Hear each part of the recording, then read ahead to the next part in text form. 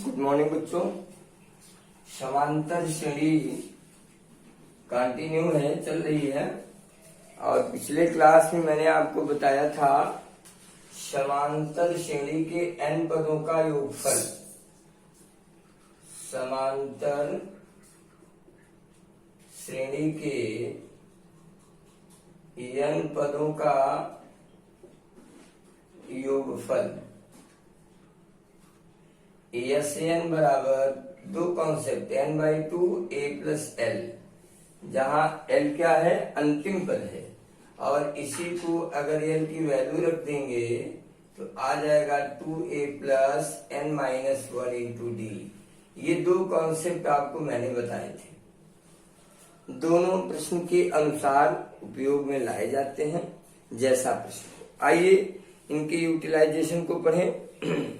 1 से 100 तक के सभी प्राकृतिक संख्याओं का योग ज्ञात कीजिए। पहला ही सवाल है, क्वेश्चन नंबर फर्स्ट, 1 से 100 तक। तो जरा प्राकृतिक संख्या लिखेंगे तो क्या होगा, यही मिलेगा 4 ... 100। तो अब इस श्रेणी में कुल कितने, पहला पद क्या है, 1। कॉमन डिफरेंस यानी सार्वंतर क्या है, 2 और 1, ये अभी 1। पदों की कुल संख्या कितनी है, 100। अब हमको जब ADN मालूम है तो ADN ये सूत्र लगाएंगे। इसलिए S100 बराबर 100/2 2a plus 100 minus 1 into D का मान 1 ऐसे। तो ये 52 प्लस ये 99 हो जाएगा। तो 101 फिर 0505 ये देखा जाएगा 50।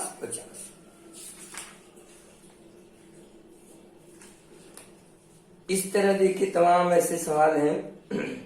तीसरा देख लीजिए, क्वेश्चन नंबर 3। प्रश्न नंबर 3, 100 से छोटी सभी सम प्राकृतिक संख्याओं का योग। तो देखिए सम प्राकृतिक संख्या 2, 4, 6, 8 और 100 से छोटी 98। अब इसमें हमको यह नहीं पता कि कुल कितने पद हैं, तो पहले अब नहीं पता है तो पदों की संख्या निकालनी पड़ेगी। माना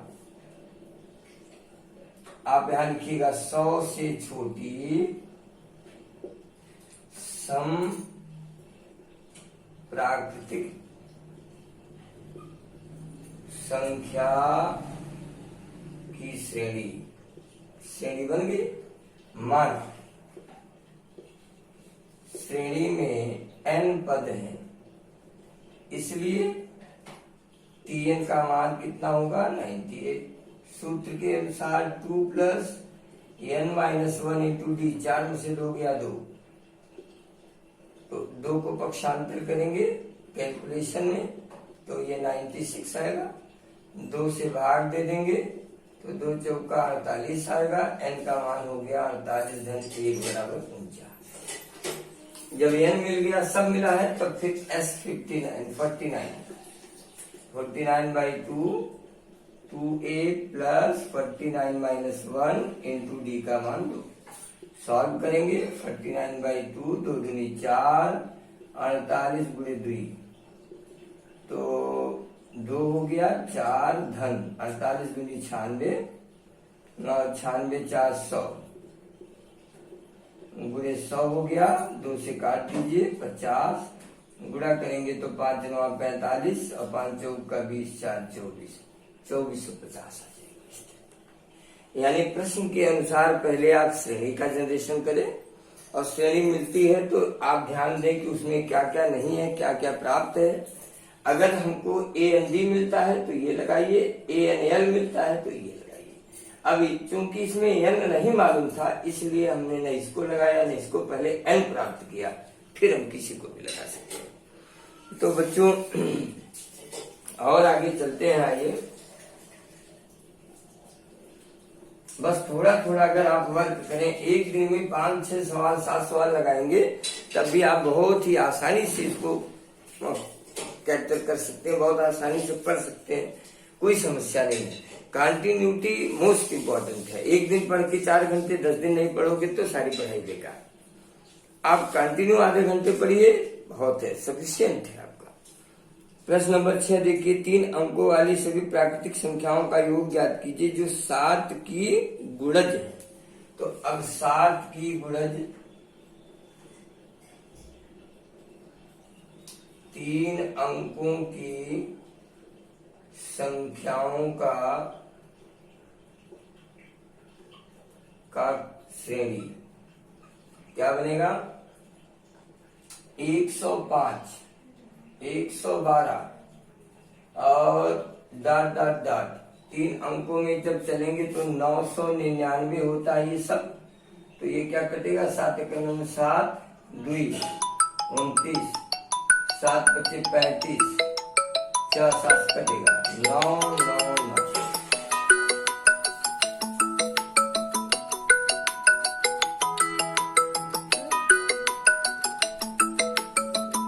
अब यहाँ पता करेंगे कि कितना है। तो 9 9 9 बराबर 105 धन n-1 इंटू डी का मान 7। 4 आ जाएगा, 9 आएगा, 8 आ जाएगा।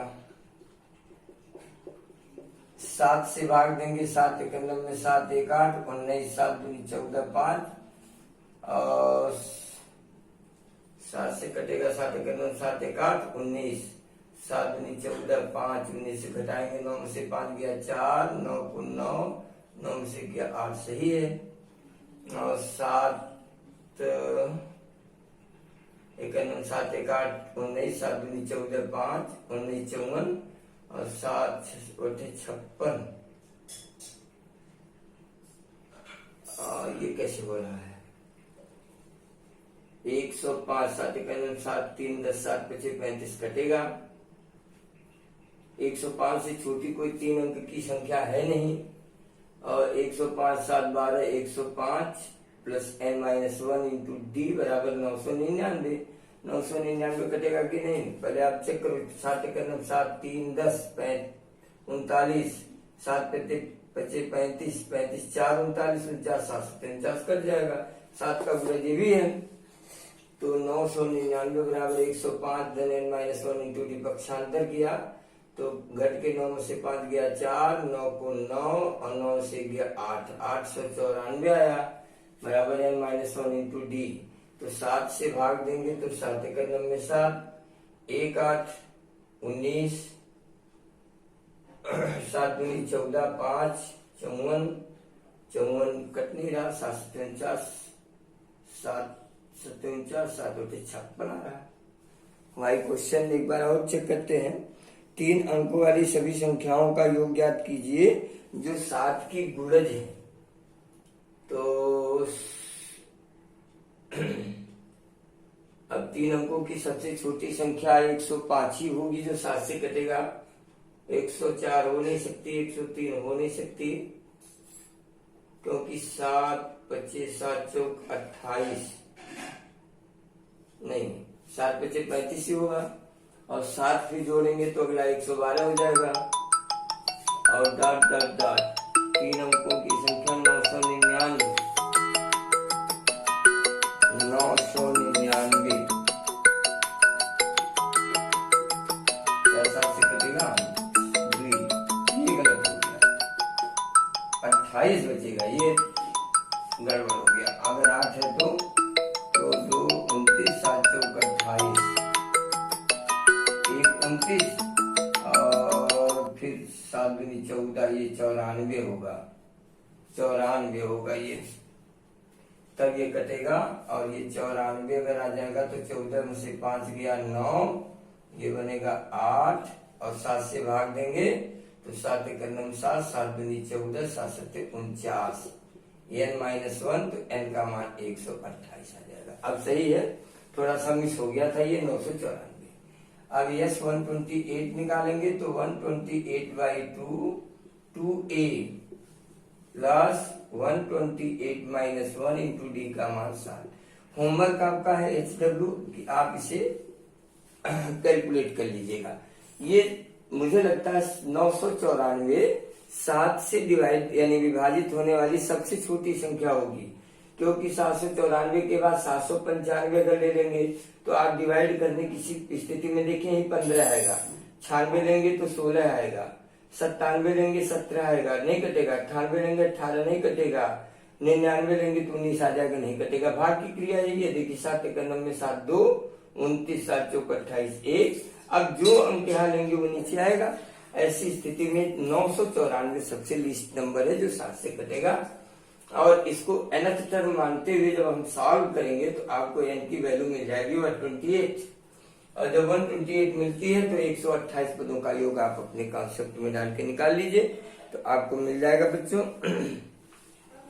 इस तरह देखिए 7वां भी सवाल है, 3 अंकों की सभी प्राकृतिक संख्या का योगफल ज्ञात कीजिए जो 13 से विभाज्य हो। ठीक इसी तरह आप पहले क्या प्राप्त करेंगे, सबसे छोटी 3 अंक की संख्या जो 13 से कटे, फिर उसमें 13 जोड़ेंगे तो दूसरा अपने आप मिल जाएगा, तीसरा मिल जाएगा। फिर 999 से चेक करिए कि 13 से कौन सी संख्या कटती है, वो लीस्ट नंबर होगा। फिर आप ठीक इसी तरह सॉल्व करेंगे तो मुझे लगता है आप बड़ी आसानी से कर ले जाएंगे। निम्न का योग ज्ञात कीजिए। 5 के प्रथम 15 गुणज, देखिए 5 के प्रथम 15 गुणज, तो 5, 10, 15, 20, 15 गुणज यानी 15 पदों तक ये हो गया।